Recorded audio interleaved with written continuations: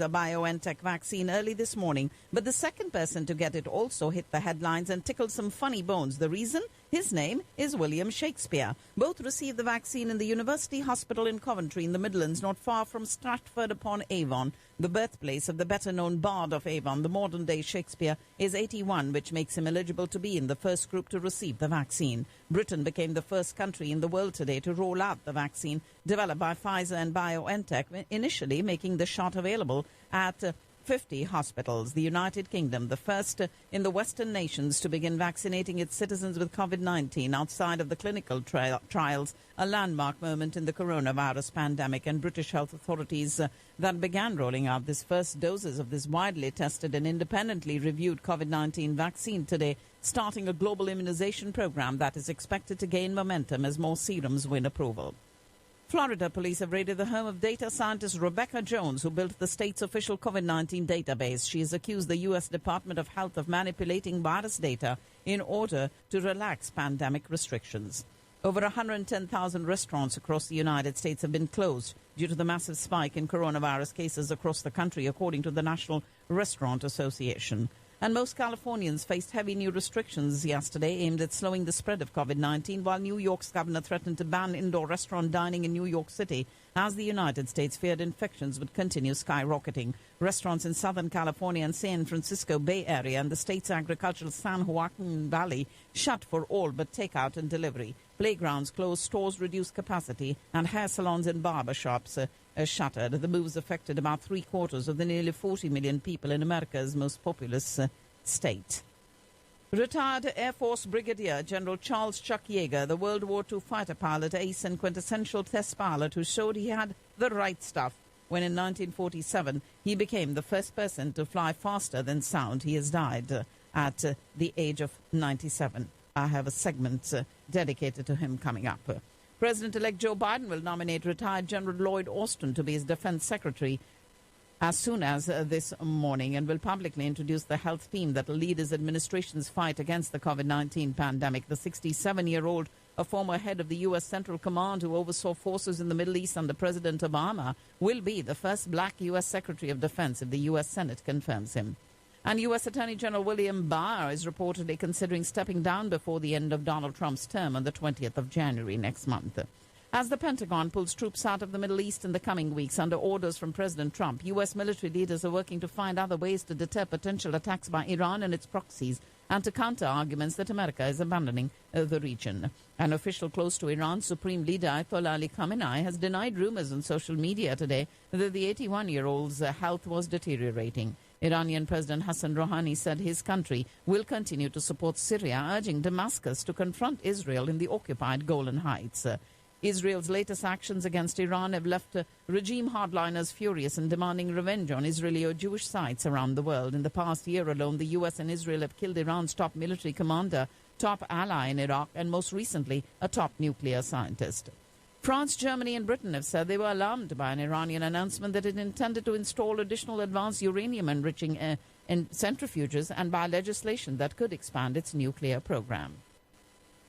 Crown Prince Mohammed bin Salman has rejected claims he sent an elite hit squad to kill a former Saudi intelligence official exiled in Canada and has argued he's immune from prosecution regardless. Saudi Arabia's foreign minister has arrived in Khartoum this morning, according to Sudan's state-run news agency, the first visit by the kingdom's top diplomat since Sudan's military overthrew former autocratic leader President Omar al-Bashir last year. And the Egyptian military today said forces have killed at least 40 militants over the past 3 months in raids and airstrikes against an Islamic insurgency in the northern part of the Sinai Peninsula, and clashes that also left at least 6 casualties among its troops. Turkey has ordered the detention of 304 military personnel in an operation targeting supporters of the Muslim preacher that Ankara says was behind a failed coup in 2016. Operations targeting the network of U.S.-based cleric Fethullah Gulen have continued under a 4-year-long crackdown since the attempted coup in 2016. Gulen denies involvement in this push attempt in which about 250 people were killed. Eastern-based Libyan forces have intercepted a Turkish ship under a Jamaican flag heading to the port of Misrata in western Libya, a possible new flashpoint in the conflict after weeks of truce.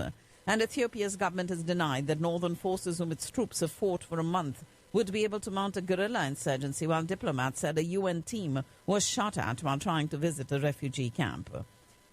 Ladies and gentlemen, you're listening to the World News on Radio Caravan, and Washington's top North Korea envoy has arrived in South Korea today for what is expected to be his last visit, with little prospect for restarting talks with Pyongyang before incoming U.S. President Joe Biden takes office next month. U.S. Deputy Secretary of State Stephen Biegun, who helped lead unsuccessful efforts to turn President Trump's personal outreach to North Korea into progress in denuclearization talks, arrived at a U.S. military base south of Seoul at the start of this four-day visit. South Korea's capital now is a COVID-19 war zone, according to its health minister, as the East Asian nation struggles to contain another strong surge of the virus. This week began with 615 new infections, bringing the total to more than 5,300 over the past 10 days.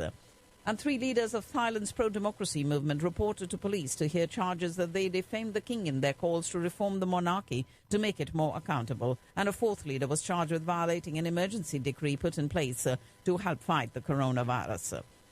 Taiwan faces military threats on a daily basis from authoritarian forces, according to President Tsai Ing-wen, as the United States announced a new $280 million arms sale package to the Chinese-claimed island, the sixth of this year. And China and Nepal jointly announced a new official height for Mount Everest today, ending a discrepancy between the two nations. The new height of the world's highest peak is 8,848.86 meters, which is slightly more than Nepal's previous measurement and about 4 meters higher than China's. Chinese foreign minister and his Nepalese counterpart simultaneously pressed buttons during a virtual conference, and the new height flashed on the screen of the world's tallest peak, and also marking a new peak in the two countries' increasingly close ties.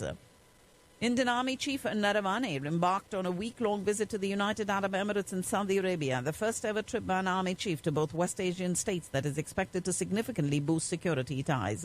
This is his third foreign tour this year, with diplomatic overtones following his visits to Myanmar along with Foreign Secretary Harsh Shingla and to Nepal in November.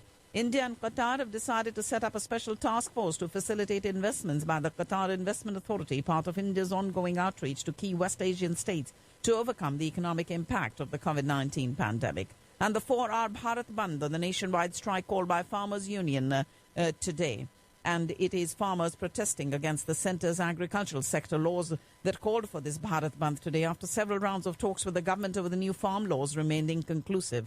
Opposition parties which are in office in Punjab, Delhi, Rajasthan, Bengal, Kerala, Jharkhand, Andhra Pradesh, Telangana, Maharashtra, Chhattisgarh and Puducherry are backing the Bandh. Railway tracks and highways were blocked across India as farmers launched this National Day of Action against reforms deregulating the agriculture sector, upping the stakes after 10 days blockading the Indian capital. Home Minister Amit Shah invited a group of the protesting farmers for a meeting tonight, and hours after the Aam Aadmi Party alleged today that Chief Minister Arvind Kejriwal had been put under house arrest, Delhi police clarified that there is no restriction on the movement of the Chief Minister. Delhi managed to continue maintaining a positivity rate of less than 5% for the fifth straight day and logged a positivity rate of 3.15, the lowest in 6 months. India's daily COVID-19 count fell steeply today, with fresh cases dipping to a 152-day low and the death toll of 389, the lowest in 158 days.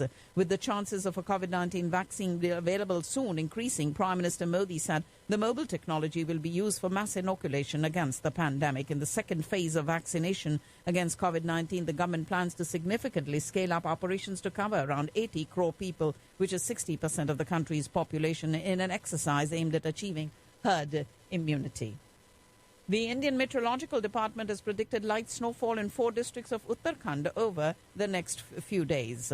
And India versus Australia, the third T20I, where Australia has won today, but India has won the series 2-1. Pakistan cricket squad has been allowed to leave managed isolation to begin its preparation for 2020 and Test series against New Zealand. Punjab Sports Minister has assured to allocate space for the first ever baseball stadium in Lahore. And the Punjab Primary and Secondary Health Department today enforcing smart lockdowns in several areas of Lahore, Punjab's capital, with a population of over 11 million that have been identified as COVID-19 hotspots. And air pollution, a long-standing problem, but every October and November contaminating the air in Punjab, that shoots up as farmers burn rice stalks left behind after harvesting to clear their fields to plant wheat. And during these cooler months, Lahore is surrounded by rice-growing districts covered with thick smog. And that, ladies and gentlemen, is all that I have in the news for you today on this 8th day of December. Wishing you all a lovely